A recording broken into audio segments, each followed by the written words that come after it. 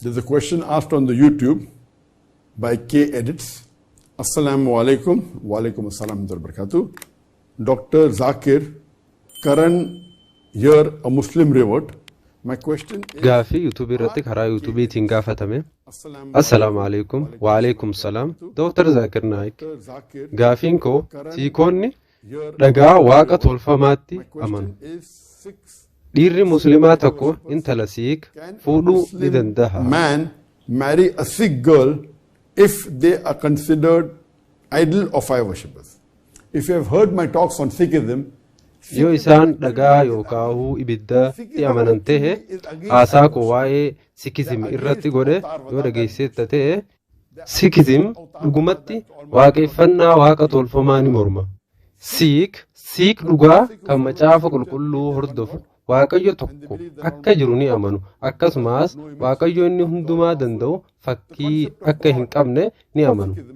Inni hunda danda'u humna akka qabu ni amanu. The question is not that a Muslim cannot only marry an idol worshipper. A Muslim... Yaadrimeen waaqayyoo Sikhism keessatti yaadrimee waaqayyoo Islaamummaa keessattiin walitti dhiyoodha yookaan akka malee wal fakkaata. Garuu gaafiin jiru Muslimni nama waaqa tolfamaa waaqeffatu qofa fuudhuu hin danda'u jechuu miti. Dhiira yookaan dubartii Muslima hin taane fuudhuu hin danda'u. Quraanni suuraa Baqaraa boqonnaa 2 keeyyata 221 keessatti akkana jedha. Dubartii muuminaa tokko dhiira hin amanne yookaan waaqa tolfamaa waaqeffatu hin heerumin haga inni amanutti. Inni nama addunyaa kanarraa hunda caalaa bareedaa ta'uu, nama addunyaa kanarraa hunda caalaa dureessa ta'uu, inni nama mootii biyya lafaa tana ta'uu itti hin heerumin haga inni amanutti. Kanaaf gabricha muslima ta'e tokkootu nama muslima hin ta'in irra baay'ee siif caala.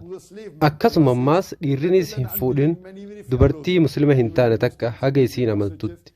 Gabrittii muslimaatu irra siif caala tan muslima taatee rabbiin tokko jira jechuu amantu.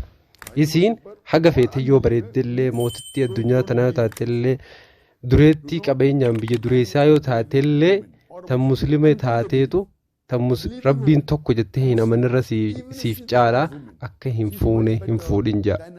Kanaaf Siik qofa osoo hin taane isaanan rabbitti hin amanne waaqa tolfamaa ta'uu ibidda ta'uu hunda isaanii hin amanne cufaahuu akka hin fuune jaa Quraanni.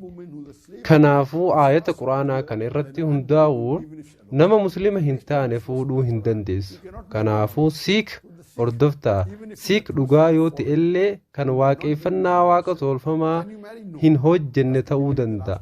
Fuudhuu dandeessaa gaafii jedhuuf lakki ergamaa isaa dhumaa fi isa dhumaa Nabi Muhammad nageenyi irratti haa jiraatu isatti amanuu qabda. Heerumuuf namni sun muslima ta'uu qaba. Dirqama fuudhuufis muslima ta'uu qaba. Kanaaf nabiin keenya jaalatamaan nagaaf rahmanni isaanirraa jiraatu yeroo heerumtu gaafa hiriyaa jireenyaa barbaaddu waa afur barbaaduu qabda jedhan. Tokko diin bareedina qabeenyaa fi ulfina. Ishee diin qabdu san barbaadii jedhan hundeerra caalaa guddaan tan diin qabdudha. Kanaafuu nama muslima hin taane islaamummaa yoo fudhate malee namni muslimaa tokko fuudhuu hin danda'u. Gaafii keetiif deebisaa akka ta'u abdii qaba. So unless the non-Muslim accepts Islam, you cannot marry a non-Muslim. Hope that answers the question.